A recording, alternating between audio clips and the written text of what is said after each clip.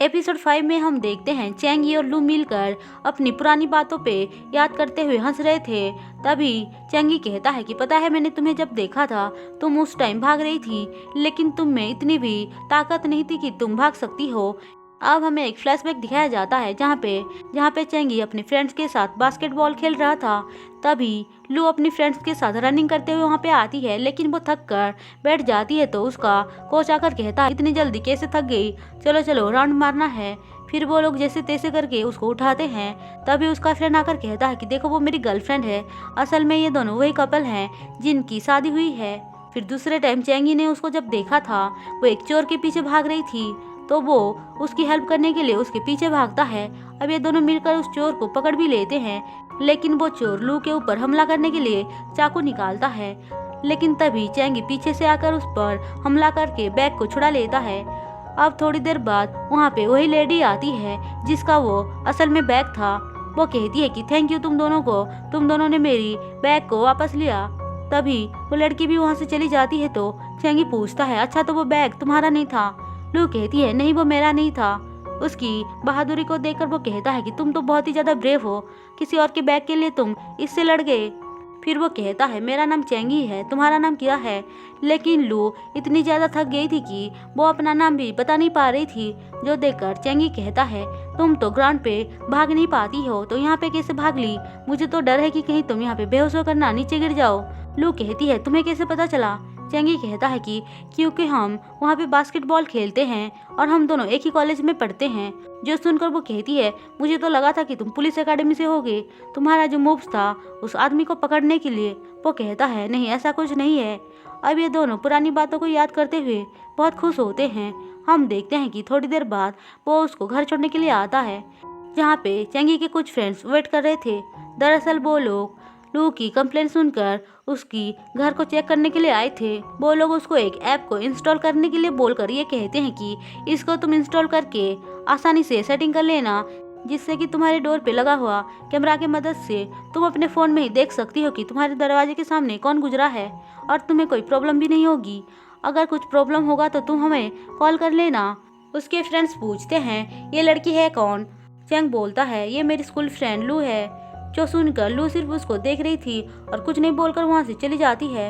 अब scene shift होकर हमें लू की फ्रेंड को दिखाया जाता है तो लू की जो फ्रेंड होती है उसका बॉयफ्रेंड बहुत ही ज़्यादा टॉक्सिक था। वो उस पर हमेशा डाउट करता रहता था, इसीलिए वो उस पर नज़र रख रहा था। जो बात बिल्कुल भी उसको पसंद नहीं आती है तो वो कहती है कि तुम यहाँ से चले जाओ, नहीं तो मैं तुम्हारे साथ ब्रेकअप कर लूँगी। अब ये बात सुनते ही वो लड़का पागल होते हुए उसके तरफ हमला कर देता और कहता है कि देखो तुम मुझे छोड़कर मत जाओ। तभी वहाँ पे वो चिल्लाने लगती है। थोड़ी देर बाद वहाँ पे लू आती है तो देखती है कि उसकी फ्रेंड चिल्ला रही है, तो वो उसके पास आकर उसकी हेल्प करती है और उस लड़का को वहाँ से चले जाने को बोलती है। वो लड़का कहता है कि मैं तुम दोनों को देख लूँगा। फिर वो वहाँ से चला जाता है। लू उसको समझाती है कि आखिरकार वो उसके जैसे टॉक्सिक इंसान के साथ क्यों रह रही है, उससे तो अच्छा वो ब्रेकअप कर ले। वो कहती है कि हाँ मैं उससे ब्रेकअप करना तो चाहती हूँ, लेकिन उसको पता है कि मैं यहाँ पे काम करती हूँ और उसको मेरे पेरेंट्स के बारे में भी पता है, अगर उसने कुछ कर लिया तो। लू कहती है तुम चिंता मत करो, हम चैंगी से हेल्प ले सकते हैं। अब थोड़ी देर बाद उसके पास पेंग फोन करके बताता है कि असल में उसने लू के लिए एक सरप्राइज प्लान किया है। हमें पता चलता है कि पेंग भी एक डॉक्टर हुआ करता था। अब वो इस बारे में सुनकर खुश होती है।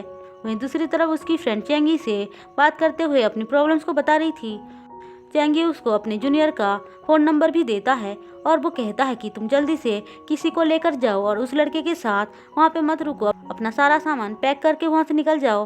वो कहती है हाँ मैं लू के साथ ही वहाँ पे जाने वाली हूँ। अब लू का नाम सुनते ही चैंगी कहता है तुम्हें मेरा नंबर भी अपने पास रखना चाहिए। फिर वो उसका नाम वहाँ पे सेव करता है। तभी उसको लू कॉल करके ये बताती है कि वो डेट पे जा रही है, क्या वो उसके साथ चलेगी? जो सुनकर उसकी फ्रेंड बहुत खुश होते हुए चिल्लाते हुए बोलती है कि अच्छा हम लोग डेट पे चलने वाले हैं। लेकिन ये बात सुनते ही चैंगी का मुंह उतर जाता है और वो सैड होकर अपने डैड के पास आकर इस बारे में सोच रहा होता है कि असल में लू किसके साथ डेट पे गई है। अब सीन शिफ्ट होकर हम लू और उसकी फ्रेंड को देखते हैं, जहाँ पे पेंग उनके लिए अच्छे से डिनर का इंतजाम किया था। फिर वो उन दोनों को बोलता है कि मुझे कुछ काम है, मैं थोड़ी देर में आता हूँ। लू भी ये बोलती है कि मुझे रेस्ट रूम में जाना है।